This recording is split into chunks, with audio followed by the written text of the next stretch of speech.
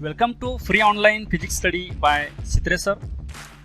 सित्रे सरांच्या free online physics स्टडीमध्ये सर्वांचं सहर्ष स्वागत. In this session we will study HSC 12 Physics Chapter 6 Superposition of Waves Part 5. Next point is beats. Look at these diagrams.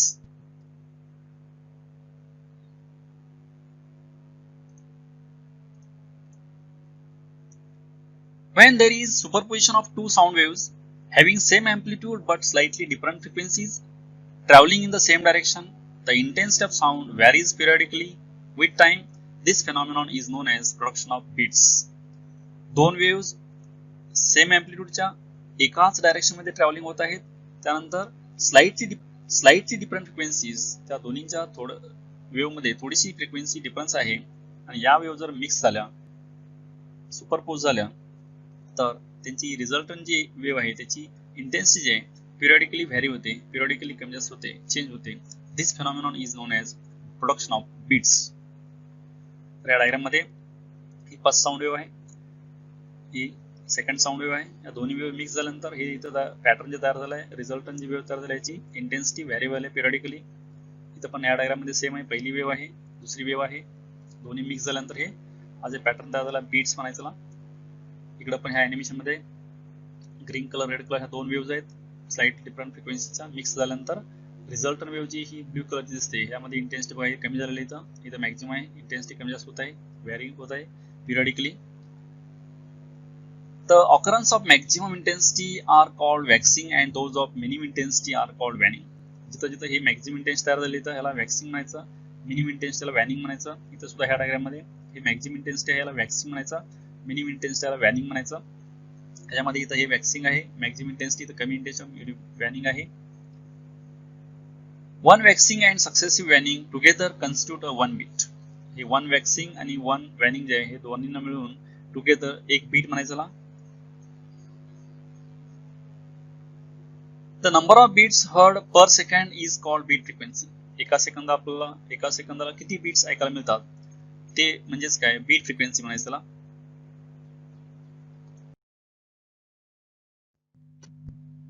Next point is analytical method to determine beat frequency.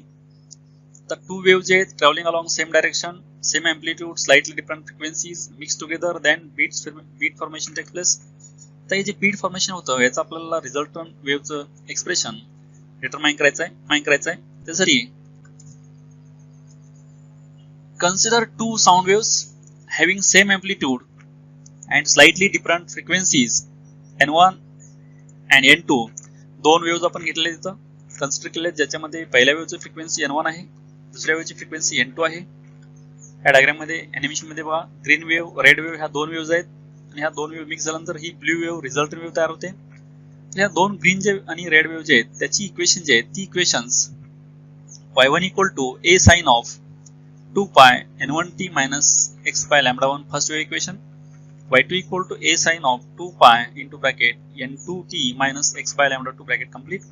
आता ही जी wave equation आहे ते actually हे equation आहे y1 equal to a sine of omega t minus kx असं equation आहे. पण ओमेगाची value 2 pi n1 येते आणि k ची व्हॅल्यू 2 पाय बाय लॅम्बडा 1 येते आणि 2 पाय कॉमन घेतल्यानंतर हे असं इक्वेशन तयार झालेलं आहे. हे पहिल्या वेव्हचं इक्वेशन आहे, हे दुसऱ्या वेव्हचं इक्वेशन आहे. Let us assume for simplicity that the listener is at x equal to 0. त्यामुळे डिस्प्लेसमेंट जे लिसनरची डिस्प्लेसमेंट जे 0 आपण जर ह्या इक्वेशन मध्ये पुट केली ह्या वरच्या इक्वेशन मध्ये, तर ही दोन्ही इक्वेशन अशी होतील. पहिलं इक्वेशन जे आहे y1 equal to a sine of 2 pi n1t, कारण x ची व्हॅल्यू 0 टाकल्यानंतर असं इक्वेशन आलेलं आहे. Second equation y2 equal to a sine of 2 pi n2t, याच्यामध्ये पण x ची व्हॅल्यू 0 पुट केल्यानंतर असं इक्वेशन आलेलं आहे.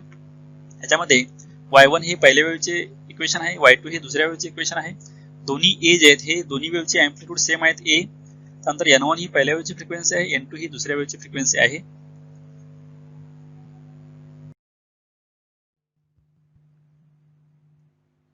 According to principle of superposition of waves, आता आपण इथं दोन वेव्ह जे दोन वेव्हज कन्सिडर केल्या, green colour, red colour wave ह्या दोन वेव्हज आहेत एकाच डायरेक्शन मध्ये सेम एम्प्लिट्यूडच्या स्लाइटली डिफरंट फ्रिक्वेन्सीच्या मिक्स झाल्यानंतर रिझल्टंट हे बीट्स फॉर्मेशन तयार झाले. याचं आपण आता रिझल्टंटचं इक्वेशनचं एक्सप्रेशन आपण डिटरमाइन करतोय.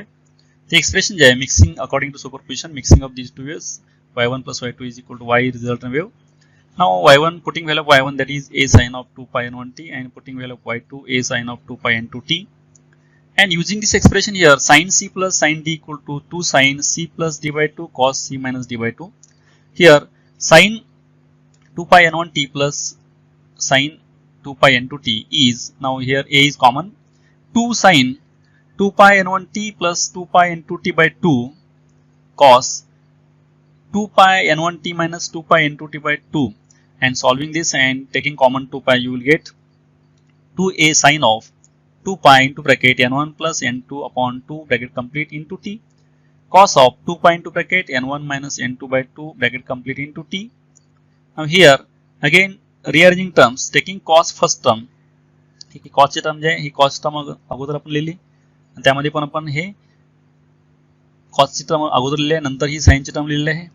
तर इक्वेशन असं होईल 2a cos inside bracket 2 pi into bracket n1 minus n2 bracket complete into t upon 2 sin of 2 pi into bracket n1 plus n2 bracket complete into t by 2. Then this 2a cos, this term, हे 2a cos ही संपूर्ण term जे आहे bracket मधली, ह्या टर्मला आपण a मानलं, that is 2a cos of 2 pi into bracket n1 minus n2 into t by 2. For this consider a, ह्याला आपण a मानलं तर ही टर्म जे a आहे, त्यामुळे इक्वेशन होईल y equal to a sin of this 2 pi n1 plus n2 by 2 into t. पण आपण इथं this is the equation of the progressive wave having frequency n and amplitude a. The frequency n is the mean of the frequency n1 and n2 of arriving waves while the amplitude a varies periodically with time. आता आपण इथं ही जी n1 plus n2 by 2 जे आहे ह्याला आपण n मानले तर मीन frequency 2 pi into t, हे 2 pi into t as it is आहे, n जे आहे हे n आपण n1 plus n2 by 2 साठी आपण n वापरले मीन फ्रिक्वेन्सी, आणि this is the resultant wave equation. आता ह्या दोन वेव्ह मिक्स झाल्यानंतर रिझल्टंट ही ब्ल्यू कलरची बीट्स फॉर्मेशनची वेव्ह तयार झालेली आहे. पिरियॉडिकलीची जे अँप्लिट्यूड चेंज होते ना याचं हे रिझल्टंट इक्वेशन आहे, आणि अँप्लिट्यूड ही पिरियॉडिकली चेंज होते या वेव्हची. हे आहे resultant wave equation of this beats formation. हे जे बीट्स फॉर्मेशन तयार झाले ह्या बीट्स फॉर्मेशनचा हे रिझल्टंट इक्वेशन आहे.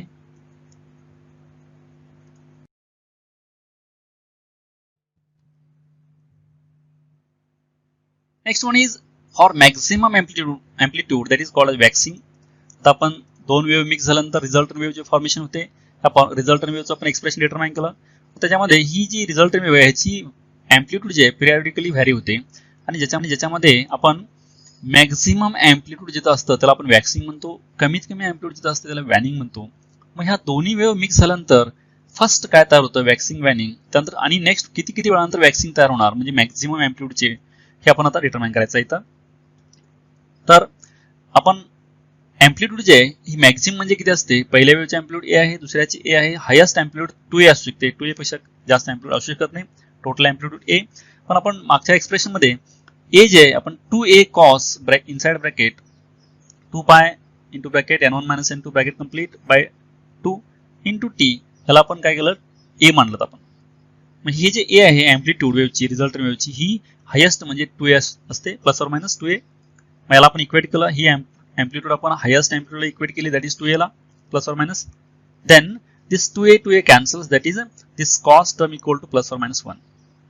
आता हा जे स्क्वेअर ब्रॅकेट आहे या स्क्वेअर ब्रॅकेटची value cos of this theta equal to plus or minus 1. म्हणजे कॉस थीटा जे आहे प्लस ऑर मायनस 1 कधी येतं जर थीटाची व्हॅल्यू जे आहे 0 असेल, पाय असेल, 2 पाय, 3 पाय, for all these values this cos value becomes plus or minus 1. म्हणून आपण हा जे थीटा मानलाय हे स्क्वेअर ब्रॅकेटला थीटा मानलंय. त्यामुळे ह्या थीटाची व्हॅल्यू जी आहे ही नेक्स्ट लिहिली दॅट इज हे स्क्वेअर ब्रॅकेट जे ॲज इट इज लिहिलाय याची व्हॅल्यू ज्यावेळी 0 असेल, पाय असेल, 2 पाय असेल, 3 पाय असेल त्यावेळी हा कॉस व्हॅल्यू जे आहे ही प्लस ऑर मायनस 1 येते. नेक्स्ट आपण ही व्हॅल्यू जी आहे 2 pi n1 minus n2 by 2 into T ही 0 ला इक्वेट केली तर स्मॉल टीची व्हॅल्यू 0 येते. नेक्स्ट हे स्क्वेअर ब्रॅकेट जे हा आपण नेक्स्ट पायला इक्वेट केला आणि जर आपण सॉल्व्ह केलं तर स्मॉल टीची value 1 by n1 minus n2 येते. नेक्स्ट हा स्क्वेअर ब्रॅकेट जे आहे हा स्क्वेअर ब्रॅकेट नेक्स्ट आपण 2 पायला जर इक्वेट केला आणि जर सॉल्व्ह केलं तर n1 टी सॉल्व्ह केलं तर टीची व्हॅल्यू येते 2 बाय n1 मायनस n2 येते. असं आपण हे जे स्क्वेअर ब्रॅकेट आहे त्या प्रत्येक टर्मला आपण इक्वेट करत जाऊन आपण सॉल्व्ह केलं स्मॉल टी तर small t 0, 1 by n1 minus n2, 2 by n1 minus n2, 3 by n1 minus n2. म्हणजे या ज्या टाइमच्या व्हॅल्यू आहेत या टाइमच्या व्हॅल्यूला वॅक्सिंग तयार होतं, मॅक्झिमम अँप्लिट्यूड तयार होते. म्हणजे वेव्ह दोन्ही मिक्स झाल्यानंतर जे रिझल्टंट पॅटर्न तयार झाला त्यावेळी फर्स्ट स्टार्टिंगलाच वॅक्सिंग तयार होतं 0, टाइम t इक्वल टू 0. त्यानंतर पुढच्या किती वेळानंतर हे वॅक्सिंग तयार होणार, तर एवढ्या वेळानंतर 1 बाय n1 मायनस n2. त्याच्यानंतर पुढचं वॅक्सिंग जे आहे 2 बाय n1 मायनस n2 या वेळेला काय होईल, पुढचं वॅक्सिंग तयार होईल. म्हणजे ही वॅक्सिंग जे आहेत किती किती वेळानंतर तयार होतात हे आपण इथं डिटरमाइन केलेलं आहे. Thus, the time interval between two successive maxima of sound, that is period of beat, is. आता दोन सक्सेसिव्ह मॅक्झिमा जे आहे, पहिला मॅक्झिमा आणि दुसरा मॅक्झिमा म्हणजेच काय दोन वॅक्सिंग जे आहेत, हे दोन वॅक्सिंग मधलं टाइम जे आहे सक्सेसिव्ह म्हणजे लगतचे, तो टाइम जे आहे त्याला म्हणायचं बीट्सचा पिरियड. तो बीट्स पिरियड जे आहे तो t equal to 1 by n1 minus n2 येतो. म्हणजे आपण हे टाइम आणि हा टाइम जर मायनस केला तर एवढं येतं व्हॅल्यू, किंवा हा टाइम आणि हा टाइम मायनस केला तर एवढं येतं, किंवा हा टाइम आणि हा टाइम मायनस केला म्हणजे दोन सक्सेसिव्ह मॅक्झिमम जे आहे दॅट इज वॅक्सिंग हा जे डिफरन्स घेतला तर तो टाइम पिरियड असतो, आणि तो टाइम पिरियड t जे आहे 1 बाय n1 मायनस n2 आहे का येतो. The number of waxing heard per second is the reciprocal of period of waxing frequency of beats. आता फ्रिक्वेन्सी जे आहे हे याचं रेसिप्रोकल घेतल्यानंतर काय होतं 1 बाय t, म्हणजेच हे n इक्वल टू हे number of beats per second that is frequency of beats, n equal to capital N is the frequency of beats and n1 is the frequency of first wave minus n2 is the frequency of second wave.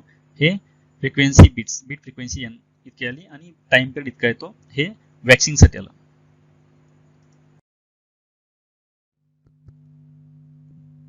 Next one is for minimum amplitude 0 that is वॅनिंग.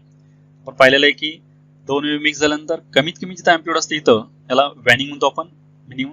आता हे किती किती वेळानंतर वॅनिंग तयार होतात, म्हणजे wave mix झाल्यानंतर resultant जे पॅटर्न तयार झाला बीट्सचा त्यामध्ये वॅनिंग जे आहे पहिलं वॅनिंग कधी तयार होतं किती वेळानंतर, दुसरं वॅनिंग किती वेळानंतर तयार होतं, हे टाइम आपण डिटरमाइन करायचं आता वॅनिंगचे. तर आपण वॅनिंग म्हणजेच काय मिनिमम अँप्लिट्यूड, मिनिमम अँप्लिट्यूड म्हणजे काय 0 शिकते. मग ही जी अँप्लिट्यूड ए आहे ही 0 ला आपण इक्वेट केली. मग अँप्लिट्यूड आपण याला मानलेला आहे 2a कॉस टर्म जे आहे ही ब्रॅकेट मधली, तर याला आपण अँप्लिट्यूड मानलेलं आहे. मग ही अँप्लिट्यूड 0 ला इक्वेट केली, 0 ला इक्वेट केल्यानंतर हे 2a इकडे आल्यानंतर 0 झालं, म्हणजे कॉस हे स्क्वेअर ब्रॅकेट जे आहे इक्वल टू 0. मग कॉस हा थीटा जे आहे थीटाची व्हॅल्यू किती असल्यानंतर ही व्हॅल्यू 0 येते, तर हा थीटा आहे 2 pi n1 minus n2 by 2 into t जे ह्याला आपण थीटा मानलं, तर या थीटाच्या व्हॅल्यू जे आहेत pi by 2, 3 pi by 2, 5 pi by 2 ह्या हायर व्हॅल्यूजला कॉसची व्हॅल्यू जे आहे 0 येते. म्हणून आपण 2 pi into bracket n1 minus n2 by 2 bracket complete into t हे जे हे आपण पहिला 2 पाय बाय 2 ला इक्वेट केलं, पाय बाय 2 ला इक्वेट करून स्मॉल टी ची व्हॅल्यू जर आपण सोडवली तर ही टी ची व्हॅल्यू जे येते 1 by 2 into bracket n1 minus n2 bracket complete. Next आपण हा स्क्वेअर ब्रॅकेट जे आहे आपण जर 3 पाय बाय 2 ला इक्वेट केला आणि स्मॉल टी साठी सोडवलं तर स्मॉल टी ची व्हॅल्यू जे आहे 3 by 2 into bracket n1 minus n2 bracket complete इतकी येते. नेक्स्ट आपण हा स्क्वेअर ब्रॅकेट जे आहे हा आपण जर 5 पाय बाय 2 ला इक्वेट केला आणि सॉल्व्ह केला आणि जर आपण स्मॉल टी ची व्हॅल्यू काढली तर ती येते 5 by 2 into bracket n1 minus n2 bracket complete. असं आपण पुढच्या हायर व्हॅल्यूला इक्वेट करून आपण ही टाइम इंटरवल काढली. म्हणजे काय इतक्या टाइम नंतर वॅनिंग तयार होतं. पहिलं वॅनिंग जे आहे टी एवढा वेळ असेल ना 1 by 2 into bracket n1 minus n2 bracket complete, एवढ्या वेळानंतर पहिलं वॅनिंग तयार होतं. त्याच्या पुढचं वॅनिंग जे आहे इथं तयार होतं एवढ्या वेळानंतर 3 बाय हे, त्याच्या पुढचं वॅनिंग जे आहे एवढ्या वेळानंतर तयार होतं. म्हणजे किती किती वेळानंतर वेव्ह मिक्स झाल्यानंतर वॅनिंग तयार होतात हे आपण टाइम डिटरमाइन केलं इथं, एवढ्या वेळानंतर हे वॅनिंग तयार होतात. Therefore, time interval between two successive minima is, आता दोन सक्सेसिव्ह मिनिमा जे आहे म्हणजे वॅनिंग मधलं जे टाइम पिरियड आहे हा time period same as that of this waxing 1 upon n1 minus n2 येतो. म्हणजे आपण इथं हे दुसरी व्हॅल्यू टाइमची आणि पहिली व्हॅल्यू मायनस केली तर एवढा येतं आन्सर, किंवा ही तिसरी व्हॅल्यू मायनस दुसरी व्हॅल्यू जे दोन सक्सेसिव्ह टाइमच्या व्हॅल्यू आपण डिफरन्स घेतल्यानंतर ही व्हॅल्यू येते 1 by n1 minus n2 that is time interval between two successive minima. The variation in the loudness of sound that goes up and down phenomenon of formation of beats. तर आपण loudness जे intensity ही कमी जास्त होत असते याला आपण काय म्हणतो बीट्स म्हणतो. The interval between two minimum sound intensity is the time period of beats. आता दोन मिनिमम मधले जे टाइम आहे इंटरवल बिटवीन हा टाइम जे हा पण टाइम पिरियड असतो ह्या याचा, दोन मॅक्झिमम जे आहे मॅक्झिममचा पण टाइम पिरियड असतो बीट मधला.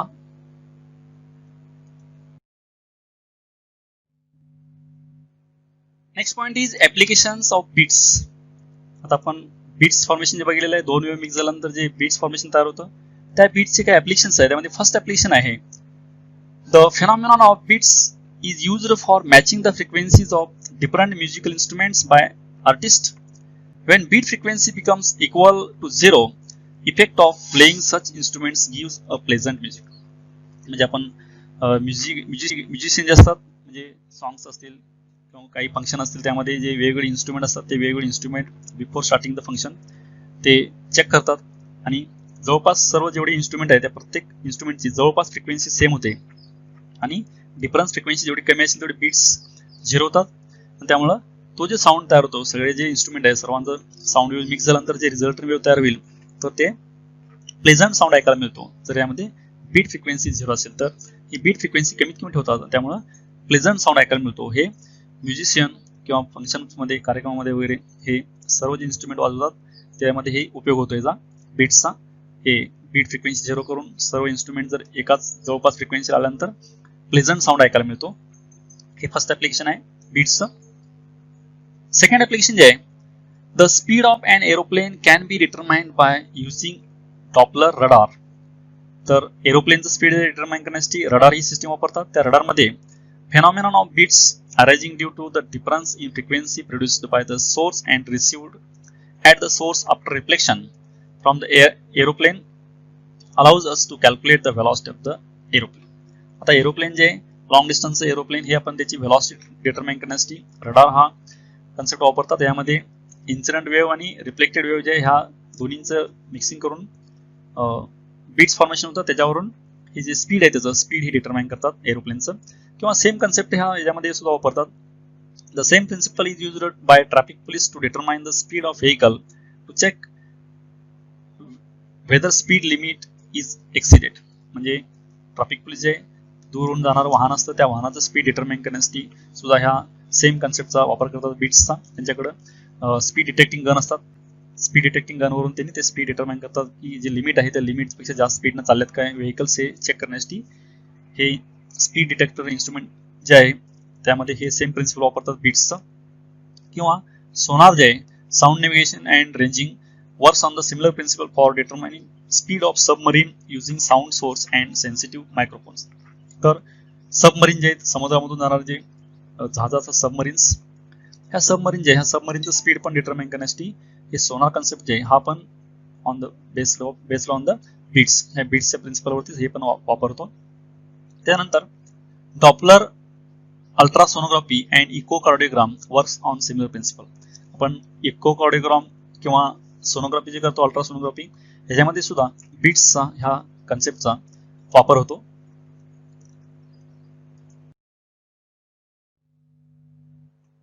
Now third use of this bit is unknown frequency of sound note can be determined by using a phenomenon of bits. म्हणजे माहित नसलेली फ्रिक्वेन्सी अननोन फ्रिक्वेन्सी जी आहे ही अननोन फ्रिक्वेन्सी मेजर करण्यासाठी किंवा डिटरमाइन करण्यासाठी सुद्धा बीट्स वापर करतात. त्याच्यामध्ये the known frequency from a source of adjustable frequency is adjusted in such a way that the beat frequency reduces to zero. At this stage, frequency of both the sound notes become equal, hence unknown frequency can be determined. तर आपल्याला जी non frequency ही non frequency आपण घ्यायची ती non frequency आपण change करता यायचं. आणखी unknown frequency जे आहे अननोन फ्रिक्वेन्सी नॉन फ्रिक्वेन्सी दोन्ही मिक्स करून ज्यावेळी जे बीट्स तयार होतात ते बीट्स कमी कमी करता यायचे. नॉन फ्रिक्वेन्सी चेंज करायची आणि अननोन फ्रिक्वेन्सी फिक्स ठेवली तर नॉन फ्रिक्वेन्सी आपण जर चेंज करत गेलो तर दोन्ही साऊंड वेव्ह जे आहे मिक्स होतील आणि ज्यावेळी बीट्स झिरो होतील त्यावेळी दोन्ही वेव्ह मधला फ्रिक्वेन्सीचा डिफरन्स झिरो होईल. फ्रिक्वेन्सी डिफरन्स झिरो झाल्यामुळे काय होतं आपण जी अननोन फ्रिक्वेन्सी घेतल्या ती फ्रिक्वेन्सी आपल्याकडे नॉन फ्रिक्वेन्सी आहे ती फ्रिक्वेन्सी मॅच झाल्यास समजायचं मग नॉन फ्रिक्वेन्सी आपल्याला माहिती असते मग तीच फ्रिक्वेन्सी अननोनला असते. असं हे अननोन फ्रिक्वेन्सी जे आहे अननोन फ्रिक्वेन्सी डिटरमाइन करतात ह्याच्यावरून बीट्सचा वापर करून. Next point is characteristics of sound. आता साऊंडच्या कॅरेक्टरिस्टिक्स मध्ये वेगवेगळ्या कॅरेक्टरिस्टिक्स आहेत. त्यामध्ये पहिली कॅरेक्टरिस्टिक्स जी आहे ही loudness is the human perception to intensity of sound. म्हणजे साऊंडची तीव्रता जी आहे ह्या तीव्रतेला ह्युमन बिंगचा जे एअर आहे कान कसा रिस्पॉन्स देतो त्याला आपण हे लाऊडनेस म्हणायचं. The pressure variation is related to amplitude and hence to the intensity. हे प्रेशर जे व्हेरिएशन असतं हे प्रेशरचं व्हेरिएशन हे एम्प्लिट्यूडला रिलेटेड असतं आणि एम्प्लिट्यूडला रिलेटेड असल्यामुळे इनडायरेक्टली इंटेन्सिटीला पण ते रिलेटेड असतं pressure variation. The response of human ear to sound is exponential and not linear. म्हणजे ह्युमन बिंगचं जे इयर आहे कान आहे हा साऊंड वेव्हला जे आहे त्याचं रिस्पॉन्स जे आहे प्रतिक्रिया जी आहे ही एक्सपोनेन्शियल असते, लिनियर नसते. म्हणजे लिनियर म्हणजे स्ट्रेट लाईन मध्ये व्हेरिएशन असतं आणि एक्सपोनेन्शियल म्हणजे कर्व असतो. तर ह्युमन इयरचा जो रिस्पॉन्स आहे ह्युमन इयरचा साऊंड वेव्हला तो एक्सपोनेन्शियल असतो आणि तो जे तो कशावर डिपेंड आहे? It depends upon the amount of energy crossing unit area around a point per unit time.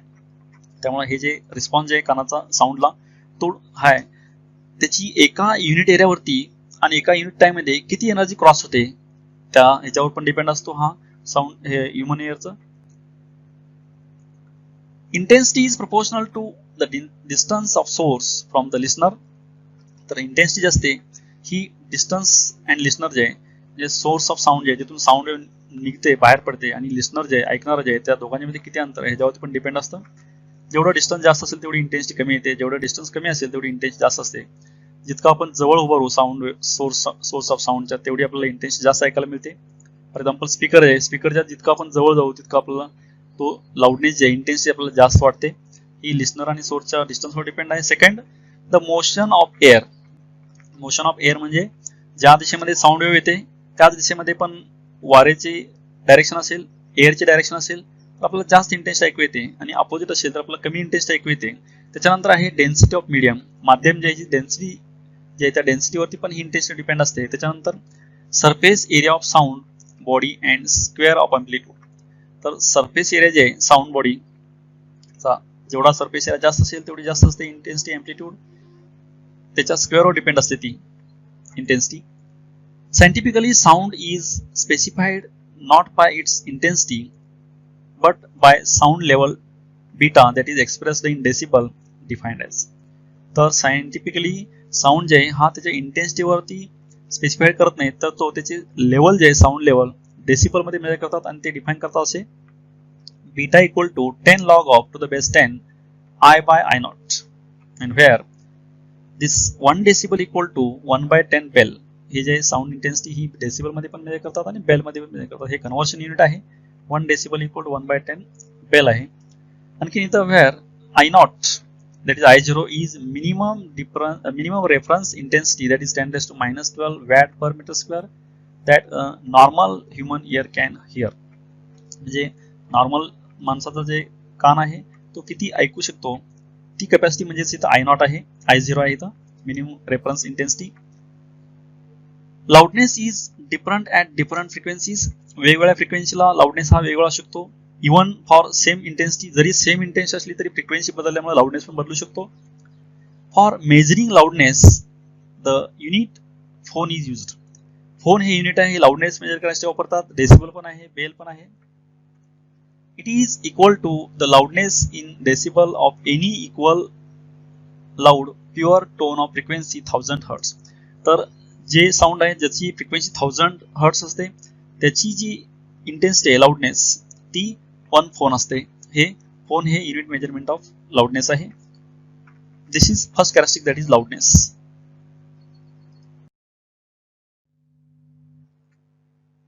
Next characteristics is pitch, that is second characteristics of sound. It is sensation of sound which helps the listener to distinguish between high frequency and low frequency note. तर pitch हा जे concept आहे तर हे high frequency आणि low frequency जे note आहे ह्यातला difference check करण्यासाठी डिफरन्स ओळखण्यासाठी ही कन्सेप्ट वापरतात pitch. Pitch is the human perception to frequency. Higher frequency denote higher pitch. तर हा पिच कन्सेप्ट जे आहे ह्युमनचं परसेप्शन आहे ते फ्रिक्वेन्सीसाठी. तर हायर फ्रिक्वेन्सी ऑफ म्हणजेच काय असतं हायर पिच असतो. The pitch of female voice is higher than that of male voice. तर स्त्रीचं साऊंड जे आहे त्याचा पिच जे हा हायर असतो. मेल साऊंड जे आहे हा मेल साऊंडचा पिच जे हा लोअर असतो. This is pitch. Second characteristics. Third characteristics quality or timbre. तर quality of sound is that characteristics which enables us to distinguish between two sound of same pitch and loudness. तर quality और timbre हे जे आहे तर हे दोन same pitch आणि सेम लाऊडनेस असणारे जे साऊंड असतात त्याच्यामधला फरक ओळखण्यासाठी क्वालिटी और टिम्बर हे कन्सेप्ट वापरतात. A sound which produces a pleasing sensation to ear is a musical sound. जो साऊंड आपल्याला ऐकायला चांगला वाटतो, बरा वाटतो, छान वाटतो त्याला आपण म्युझिकल साऊंड म्हणतो. A mixture of sound of different frequencies which do not have any relation with each other produce what we call a noise not pleasant to hear. म्हणजे वेगवेगळे साऊंड मिक्स झाले आणि ते आपल्याला ऐकायला चांगले वाटत नाही, छान वाटत नाही, बरे वाटत नाही, त्याला आपण काय म्हणतो, नॉईस म्हणतो, unwanted sound. A sequence of frequencies which have a specific relation with each other is called musical scale. आपण ज्या फ्रिक्वेन्सी आहेत त्या सिक्वेन्स आपण अरेंज केलेल्या आहेत, ज्या फ्रिक्वेन्सीमुळे आपल्याला प्लेझंट साऊंड ऐकायला मिळतो, त्या फ्रिक्वेन्सी आपण अरेंज केलेल्या आहेत, त्याला आपण म्युझिकल स्केल म्हणतो.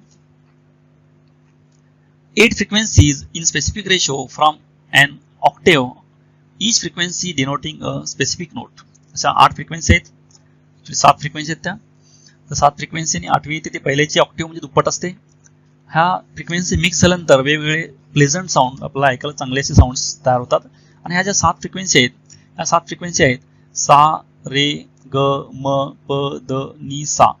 आता पहिला सा आणि दुसरा सा जे आहे ह्यामध्ये फ्रिक्वेन्सीमध्ये दुप्पट फरक असतो, ह्याला ऑक्टेव्ह म्हणतात. ह्या 8 फ्रिक्वेन्सी आहेत, 7 फ्रिक्वेन्सी आहेत, ह्या अरेंजिंग असेंडिंग ऑर्डरमध्ये अरेंज केल्या आहेत आणि ह्या मिक्सिंग केल्यानंतर आपल्याला वेगवेगळे प्लेझंट साऊंड ऐकायला मिळतात. This is second characteristics quality or third characteristics quality or timbre. Next point is musical instruments. These musical instruments are classified into 3 types. First one is stringed instruments. Stringed instruments consist of stretched strings. Sound is produced by plucking of strings. The strings are tuned to certain frequency by adjusting tension in them. They are further of 3 different types. तर string instrument जे आहेत ह्यामध्ये string किंवा wire जे आहे stretch करून मानले असते, टेन्शन देऊन त्या वायरवरती आपण त्या वायरवरचं टेन्शन जे आहे चेंज करून आपण त्याची फ्रिक्वेन्सी बदलू शकतो. आणि ह्या स्ट्रिंगला आपण प्लग करतो किंवा त्याला आपण असं त्यावरती फोर्स अप्लाय करतो, हॅमर करतो, त्यामुळे ती वायर जे आहे व्हायब्रेशन होते किंवा स्ट्रिंग व्हायब्रेशन होते आणि साऊंड जनरेशन होतं. Again there are 3 types of the string instruments. In this case, first is plucked strings type. The plucked string type जे यामध्ये in these instruments string is plucked by fingers. For example, tampura, sitar, guitar, veena, etc. तर यामध्ये ह्या string type मध्ये सर्वांमध्ये string आहे किंवा wire जे आहे स्ट्रेच करून मानलेले असते. त्यामध्ये पहिला प्रकार आहे प्लक्ड स्ट्रिंग टाइप. यामध्ये बघा इथं दाखवलेला आहे तंपुरा, डायग्राम मध्ये बघा इथं तंपुरा, सितार, गिटार. ह्यामध्ये ही वायर अशी स्ट्रेच करून बांधलेली आहे आणि हिची वायर ह्याच्यावरती आपण असं फिंगरनं असं हे करतो, आपण प्लग करतो, म्हणजे असं साईडला ओढलं तर ही वायर आणि सोडतो आपण, त्यामुळे ही वायर व्हायब्रेट होते आणि साऊंड जनरेट होतो. तंपुरा असेल, सितार असेल, गिटार असेल, एक्सेट्रा अशा प्रकारचे इन्स्ट्रुमेंट आहेत. त्यामध्ये आपण ह्यावरती हे फिंगर जे आहे बोटानं आपण त्याला प्लग करतो आणि ते वायर जे आहे ही वायर किंवा स्ट्रिंग व्हायब्रेट होते आणि साऊंड जनरेशन होतं. हा फर्स्ट टाईप आहे. याच्यामध्ये सेकंड टाईप जे आहे board string types. In these instruments, a string is played by bowing. Example, violin and sarangi. आता ह्या bowed जे आहे, bowed मध्ये बघा इथं व्हायोलिन जे आहे, व्हायोलिन आणि सारंगी जे आहे ह्यामध्ये काय होतं, ही जी स्ट्रिंग आहे स्ट्रेच करून मानलेली, याच्यावरती दुसरी एक स्ट्रिंग असते, दुसरी वायर जी आहे ही वायर यावरून स्लाइडिंग करायची, घसरायची अशी. एक मागे पुढे हे ढकलल्यानंतर हे जे वर दिसतंय डायग्राम मध्ये ही 2 इन्स्ट्रुमेंट जे आहेत ना, सारंगी आणि व्हायोलिन मध्ये ह्या स्ट्रिंग हे स्ट्रेच करून मानले, ह्याच्यावरती अजून एक वायर आपण अशी स्लाइडिंग करतो, घसरतो अशी, किंवा ही जी साईडला ठेवली यावरून टच करून याला घसरायचं असं. त्यामुळे ही साऊंड जे ही वायर जी आहे ही व्हायब्रेट होते आणि व्हायब्रेशनमुळे साऊंड जनरेट होतो. हे सेकंड टाईप आहे. तर बोविंग यामध्ये म्हणायचं याला. थर्ड टाईप जे आहे struck string type. The string is struck by a stick. Example, santoor, piano. तर तिसरा प्रकार आहे इथं दाखवलं, इथं संतूर आहे, इथं हे संतूर आणि पियानो जे आहे याच्यामध्ये हे स्ट्रिंग जे आहे स्ट्रक करायची बाय स्टिक. एक स्टिक असते काठीसारखी असतं, त्याला त्या स्टिकनं आपण स्ट्रक केलं की त्यामध्ये ते व्हायब्रेशन होतं आणि साऊंड जनरेट होतो. याला संतूर आणि पियानो हे एक्झाम्पल यायचे. असे भरपूर एक्झाम्पल आहेत, आपण काही एक्झाम्पल्स दाखवले आहेत. तर या स्ट्रिंग मध्ये 3 प्रकार, प्लक्ड स्ट्रिंग, बोर्ड स्ट्रिंग आणि स्ट्रक्ड स्ट्रिंग, हे 3 प्रकारचे स्ट्रिंग इन्स्ट्रुमेंट आहेत. त्यामध्ये स्ट्रिंग मध्ये सर्वांमध्ये कॉमन ही वायर स्ट्रेच करून मानलेली असते, ती वायर व्हायब्रेट झाल्यामुळे साऊंड बाहेर येत असतो, जनरेट होत असतो. ही म्युझिकल इन्स्ट्रुमेंट मधला पहिला प्रकार आहे string instruments.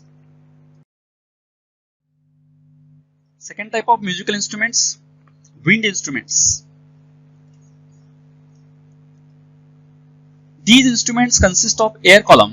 Sound is produced by setting vibrations of air column. They are further of 3 different types. ह्यामध्ये एअर कॉलम जे असतो, एअर कॉलम व्हायब्रेट होतो आणि एअर कॉलम व्हायब्रेट झाल्यामुळे इथं साऊंड तयार होतो. याचे परत 3 प्रकार आहेत. त्यामध्ये first type is free wind type. Free wind type मध्ये in these instruments free brass reeds are vibrated by air. The air is either blown or compressed. Example mouth organ, harmonium. तर free wind type मध्ये ह्यामध्ये एक ब्रासचं read असतं. ब्रासचं read म्हणजे काय?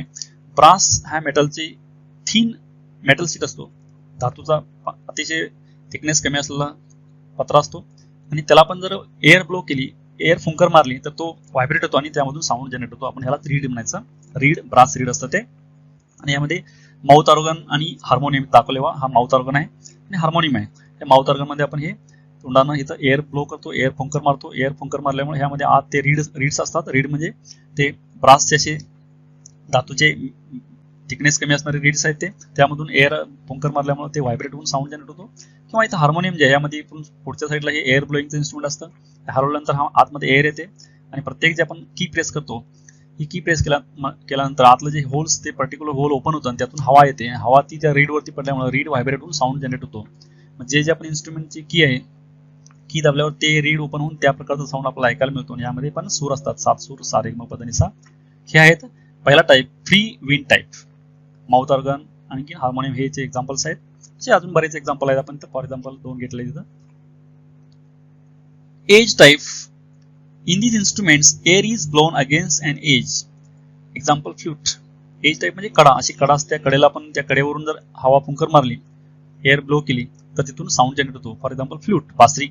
या बासरीमध्ये one end जे ह्या कडेला आपण एअर ब्लो करतो, हवा फुंकर मारतो. एअर ब्लो केल्यानंतर ही जी आतली जी एअर कॉलम आहे, ही एअर कॉलम व्हायब्रेट होते आणि साऊंड वेव्ह जनरेट होतो. त्यामध्ये रीड नसतं, हे विदाउट रीड आहे. हे विथ रीड आहेत, पहिले 2 आहेत ते. त्यानंतर थर्ड टाइप जे आहे रीड पाइप्स. ते मे कन्सिस्ट ऑफ सिंगल और double reeds and also instruments without reed. Example saxophone, clarinet single reed, bassoon double reed, bugle without reed. आता यामध्ये रीड पाईप मध्ये काही वेळा रीड पण असतं, रीड पण नसतं, किंवा सिंगल रीड किंवा डबल रीड पण असू शकतं. रीड म्हणजे आपण सांगितलेलं आहे ब्रासचा मेटल सीट असतो, तो थिकनेस कमी असतो, त्यावरून एअर ब्लो झाल्यामुळे तो व्हायब्रेट होऊन साऊंड जनरेट होतो. तर यामध्ये सॅक्सोफोन, क्लॅरिनेट, बासून आणि बगल हे वेगवेगळे इन्स्ट्रुमेंट्स आहेत.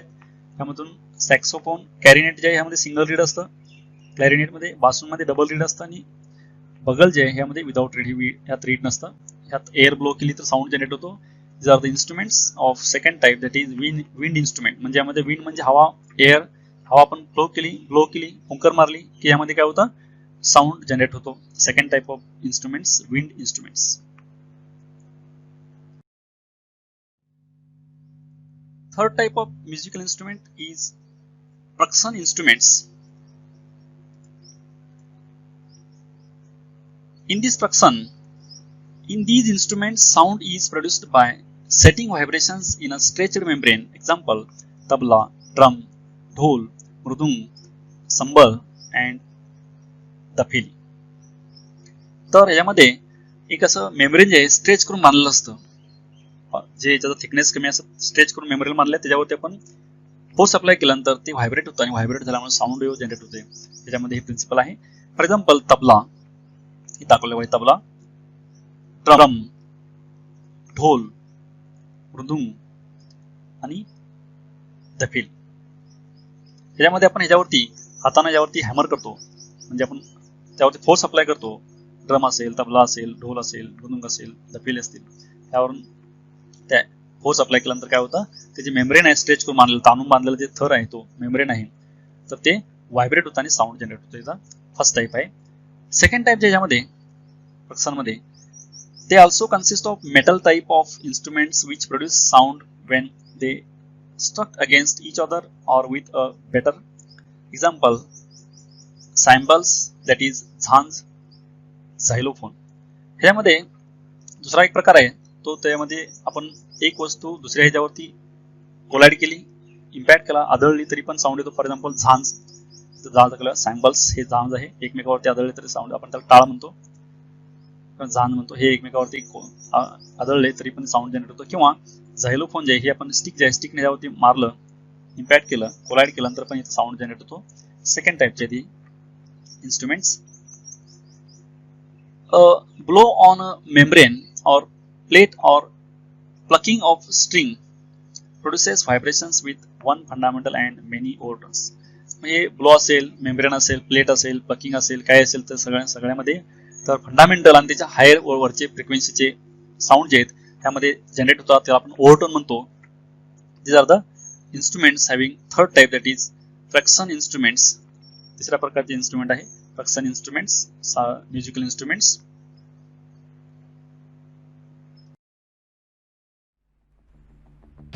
Thank you for watching this video. Keep watching videos, and for other videos see description box of this video, and don't forget to subscribe, like and share.